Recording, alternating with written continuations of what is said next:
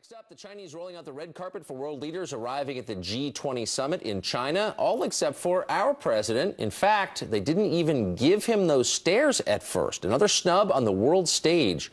It's sad, but we'll take you live to China next. It's awful, isn't it?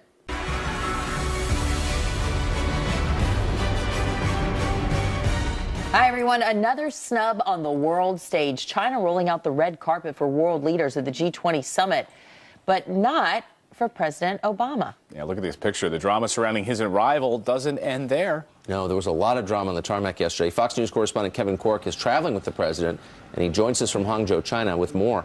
Kevin, you know, it kind of reminds me of that meme on the internet. You had one job, get the stairs with the red carpet and get it up to the blue and white aircraft. Alas, that did not happen, and it was pretty interesting to look at. Let me just show you again that picture. I think that's just perfect, right? Okay, so the official word is they didn't have the right stairs, you know, the ones that would reach all the way up to the door of the presidential aircraft. But that photo says they had them everywhere else, so what gives, right? Trust me, they had the stairs. I don't believe that they didn't have the stairs. So the president ultimately was forced to deplane Air Force One through the underbelly. Now, if you ask him and ask the American diplomatic corps, it's no big whoop.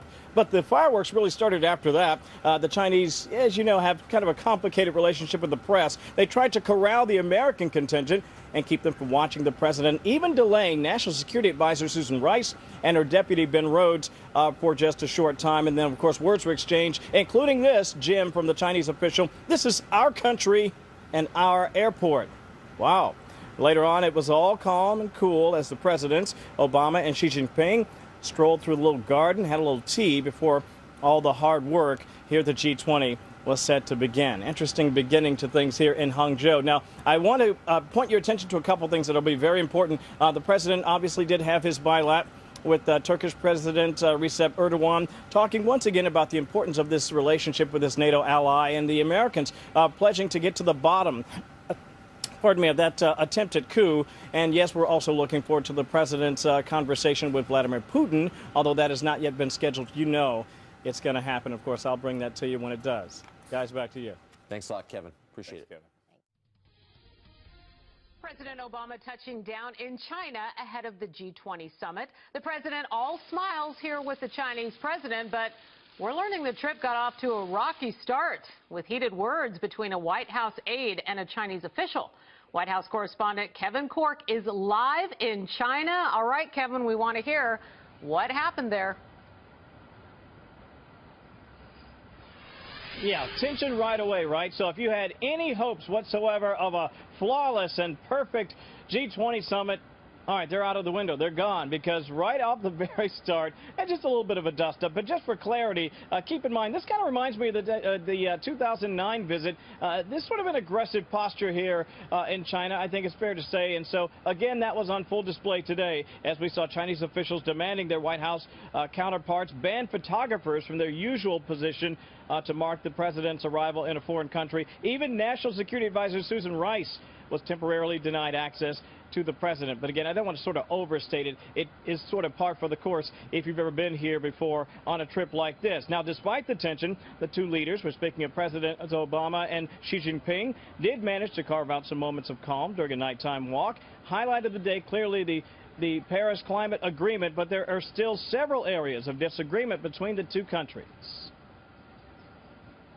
We will have, once again, candid conversations about some of those differences around issues like human rights or cyber or maritime.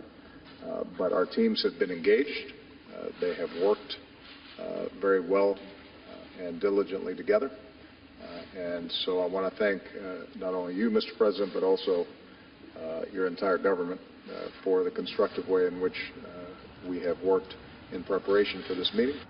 With UN Secretary General Ban Ki-moon on hand, Presidents Obama and Xi Jinping did formally commit the world's two largest economies to that joint plan to reduce greenhouse gases. A very big day, an historic day here at the G20. Now, the president, with an obvious eye on the upcoming election, did talk about the way forward, not just what will happen when the new U.S. leader comes into office in January, but also in trying to maintain this very critical relationship between the U.S. and China. Listen to the president.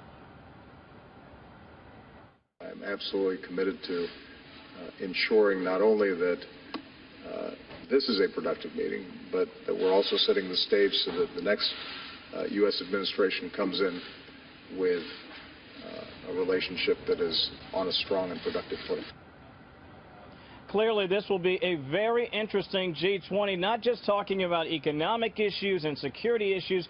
Maritime issues will clearly be a very big topic of discussion, not just between the U.S. and China, but also the Philippines getting in on that conversation. And also, Laura, be sure to keep an eye on the sideline meetings. Yes, the president does have a formal bilat set up with Turkish President Erdogan, but we also expect him, as we should, to have some time with Russia's President Vladimir Putin. That should be very interesting, and of course, we'll bring you all the details from here in Hangzhou. But for now, back to you.